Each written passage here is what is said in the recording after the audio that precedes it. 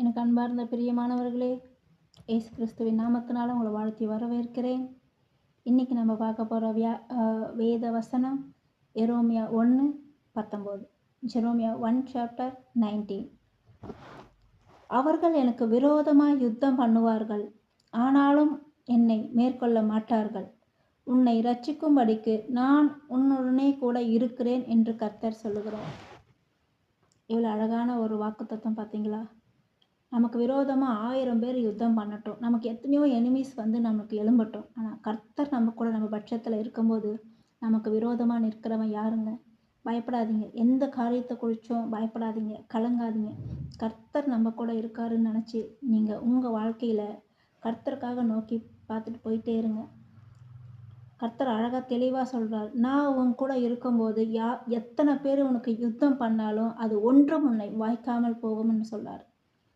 இதை விட நம்மளுக்கு ஒரு ப்ராமிஸ் வேர்டு வேறு என்ன வேணும்? மனுஷங்க சொன்னால் வார்த்தை தவறலாம், பட் கர்த்தர் சொல்கிறார், நான் உன் கூட இருக்கேன்னு சொல்கிறார். அதுதாங்க வேணும். மனுஷன் நம்ம கூட இருக்கிறான், பெரிய எம்எல்ஏ, எம்பி, சீஃப் மினிஸ்டருடைய ரிலேட்டிவ் சொல்கிறது நமக்கு எந்த பெருமையும் இல்லை. இதை எல்லாத்தையும் காட்டிலும் கர்த்தர் நம்ம கூட இருக்காருன்னு சொல்கிறது தான் நம்ம வாழ்க்கையில் இம்பார்ட்டண்ட். இதை மனசில் வச்சுக்கோங்க. ஜெபம் பண்ணலாம். அன்புள்ள சுவாமி, எங்களுக்காக ஆண்டவரே, நீங்கள் எங்கள் உயிரையே நீங்கள் எங்களுக்காக தியாகம் பண்ணியிருக்கீங்க. உங்கள் ரத்தத்தை எங்களுக்காக செஞ்சுருக்கீங்கப்பா. எந்த மனுஷனும் செய்ய முடியாத காரியத்தை நீங்கள் எங்களுக்காக செஞ்சுருக்கீங்க டாடி. அப்பா, நாங்கள் உங்களை விசுவாசிக்கிறோம் அப்பா. எங்களுக்கு சொத்தோ, ஆஸ்தியோ, ஆண்டவரே அந்தஸ்தோ, பேரோ, புகழோ எங்களுக்கு தேவையில்லைப்பா. நீங்கள் எங்கள் கூட இருந்தால் போதும் ஆண்டவரே. அப்பா, நீங்கள் எங்களோட கூட மரண பரியந்தம் நீங்கள் எங்களை நடத்துவீங்க என்று நான் விசுவாசிக்கிறோம் ராஜா. அப்பா ஆண்டவரே, தங்கத்தை கேட்கவில்லை, வைரத்தை கேட்கவில்லை, உன் இருதயத்தை மாத்திரம்தான் நான் கேட்டேன்னு சொன்ன தேவன்.